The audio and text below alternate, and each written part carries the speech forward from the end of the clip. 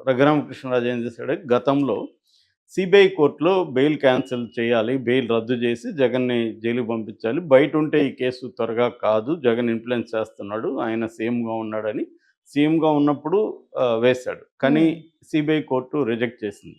మామూలుగా కోర్టులేందంటే third party వాళ్ళు వచ్చినప్పుడు అసలు నీకేం సంబంధం? వేస్తే సిబిఐ, హుహు. ఈడీ ఈ 2 వేయాలి. Okay sir. ఇతనికేం సంబంధం అనేది అడుగుతాయి, హ్మ్. అడిగాయి గూడా. హ్మ్. దాని తర్వాత ఈయన హైకోర్టుకెళ్ళాడు. హైకోర్టు కూడా నీకు సంబంధం లేదు పోమంది. దాని తర్వాత ఈయన పట్టు వదలని విక్రమార్కుడిలాగా సుప్రీం కోర్టుకెళ్ళాడు. హ్మ్. సుప్రీం కోర్టు గతంలో ఈయన్ని అదే ప్రశ్న వేసింది. ఈయనకేం సంబంధం అని, ఈయనకి రాజకీయ ఇదుందా అని. ఎందుకంటే జగన్ తరపున ముకుల్ రోహిత్‌గి లాంటి అడ్వకేట్లు సుప్రీం కోర్టులో ఈయనకి జగన్‌తో రాజకీయ విభేదాలున్నాయి, అందువల్ల ఈయన హ్మ్. ఇవి చేస్తున్నాడు, కోర్టుల్ని టైంని దుర్వినియోగం చేస్తున్నాడనేది కూడా ఆర్గ్యూ చేశారు. హ్మ్. కానీ ఈ యువతల రఘురామకృష్ణరాజు తరపున అడ్వకేట్లు మాత్రం లేదు, ఆయన వైసీపీలోనే ఉన్నాడు, ఆయనకేం లేదు, ఆయన న్యాయం కోసమే వచ్చాడు. అనేక సార్లు సుప్రీంకోర్టు కూడా ఆర్థిక నేరాల్ని త్వరగా పరిష్కరించమని, ముఖ్యంగా ప్రజాప్రతినిధుల కరప్షన్ కేసుల్ని త్వరగా పరిష్కరించమని అనేక సార్లు సుప్రీంకోర్టు కూడా చెప్పింది కదా. ఈయన 11 ఏళ్ళు 12 ఏళ్ళకి బెయిల్ మీద ఎలా ఉంటాడనేది ప్రశ్నించారు. సో ఈ నేపథ్యంలో నిన్న సుప్రీంకోర్టు ఒక తీర్పు ఇచ్చింది. జస్టిస్ బివి నాగరత్న ఆధ్వర్యంలో జస్టిస్ సతీష్ చంద్ర ద్విసభ్య ధర్మాసనం. హ్మ్. దీంట్లో ఇప్పుడు 2 రకాల పిటిషన్లు వేశాడు రఘురామకృష్ణరాజు. 2023లో ఆయన ఎస్ఎల్‌పి స్పెషల్ లీవ్ పిటిషన్ వేశాడు. అందులో 2 ఏందంటే, ఒకటి ఈయనకి బెయిల్ రద్దు చేయమని, 2 తెలంగాణ హైకోర్టు నుంచి వేరే రాష్ట్రానికి మార్చమని. అంటే ఈ రాష్ట్రంలో ఉంటే దీంట్లో న్యాయం జరగదని. అంటే ఇక్కడ ఉండేది సిబిఐ. ఇక్కడ నుంచి వేరే రాష్ట్రానికి మార్చమని ఆయన హ్మ్. దీన్ని ఇది చేశాడు. ఈ సిబిఐని తెలంగాణ హైకోర్టు గైడ్ చేస్తుంది ఈ కేసులో. సో మార్చమనేసాడు. సో దాంట్లో ఫస్టు ఆహ్, వేరే మేము కింది కోర్టుల్లో జోక్యం చేసుకోను, అంటే ట్రయల్ కోర్ట్ విచారణలో మేము జోక్యం చేసుకోను, అది కరెక్ట్ కాదు. సో మేము దీన్ని వేరే రాష్ట్రానికి మార్చాల్సిన అవసరం కూడా ఏమీ కనిపించట్లేదు. ఆల్రెడీ హైకోర్టు ఆదేశాలు ఏం చేసింది, సిబిఐ కోర్ట్‌కి రోజువారీ విచారణని కంటిన్యూ చేయమని చెప్పింది. ఆ ప్రాసెస్ జరుగుతుంది. సో దీంట్లో మేము జోక్యం చేసుకోమని ఆ పిటిషన్ కొట్టేసింది. ఇక రెండో పిటిషన్‌కి సంబంధించి ఒక కామెంట్‌లో ఒక సలహా ఇచ్చింది. అదేంటంటే బెయిల్ రద్దు. బెయిల్ రద్దు అనేది నువ్వు ఇక్కడ కాదు, హైకోర్టులోనే చూసుకోవాలి, ఇక్కడ అవసరం లేదని చెప్పింది. దాంతో వీళ్ళేం చేశారు, మేము ఈ పిటిషన్‌ని విత్‌డ్రా చేసుకుంటాము, పర్మిషన్ ఇమ్మని కోర్ట్‌ని అడిగారు. పర్మిషన్ ఇవ్వడానికి కోర్ట్ ఒప్పుకుంది. దీన్ని హైకోర్టుకి పంపించి హైకోర్టు కూడా చెప్పడానికి కూడా సుప్రీంకోర్టు ఒప్పుకునింది.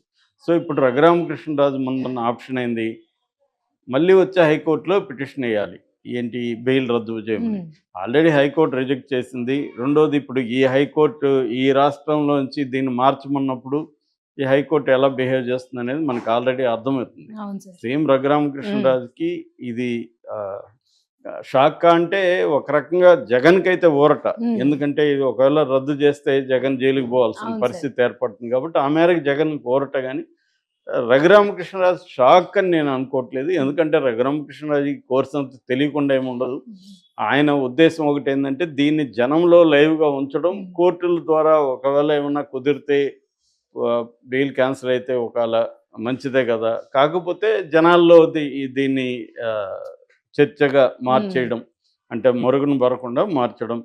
సో రెండోదేందంటే ఆయనకి జగన్ మీద తీవ్రమైన కోపముంది. దాన్ని మామూలుగా రఘురామకృష్ణరాజుని మనం పరిశీలిస్తే ఆయన ఒక విషయాన్ని పట్టుకుంటే అంత ఈజీగా వదిలిపెట్టరు. అవును సార్. తను business man and successful business man and politician.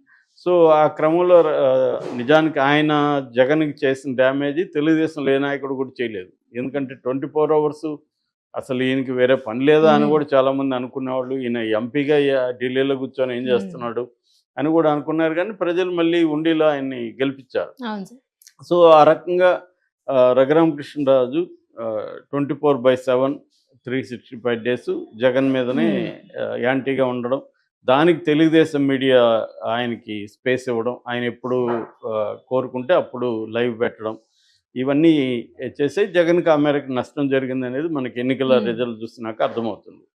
So ఇప్పుడు ఆహ్, దీని కాన్సిక్వెన్సెస్ ఏందంటే ఇక్కడ 2 రకాలుంటాయి. ఒకటి ప్రతి కేసుకు సంబంధించి లీగల్ ప్రాసెస్ ఒకటి నడుస్తుంది. పొలిటికల్ ప్రాసెస్ బ్యాక్ ఎండ్‌లో పొలిటికల్ ప్రాసెస్ నడుస్తుంటది. ఫైనల్‌గా అన్ని ప్రాసెస్‌ని పొలిటికల్ ప్రాసెస్ డామినేట్ చేస్తుంటది. హ్మ్. ఎప్పుడూ గాని లీగల్ ప్రాసెస్ డామినేట్ చేయదు. సుప్రీం కోర్టు వీళ్ళందరూ గూడా ప్రతిదాన్ని ఆహ్, లీగల్ లీగల్‌గా ప్రొసీడ్ అవ్వాలని అనుకున్నా గూడా చాలా విషయాల్లో పొలిటికల్ ప్రాసెస్ డామినేట్ చేయగలదు. ఎందుకంటే ఇన్వెస్టిగేటివ్ ఏజెన్సీస్ పొలిటికల్ ప్రాసెస్‌కి లోబడి ఉంటాయి. హ్మ్. ఇప్పుడు ఫర్ ఎగ్జాంపుల్ సీబీఐ డైరెక్టర్ గాని, ఈడీ డైరెక్టర్ గాని వీళ్ళందరి నియామకం ప్రాసెస్‌ని బీజేపీ మార్చేసింది. అంతకుముందు సీబీఐ డైరెక్టర్ నియామకం కమిటీలో హ్మ్.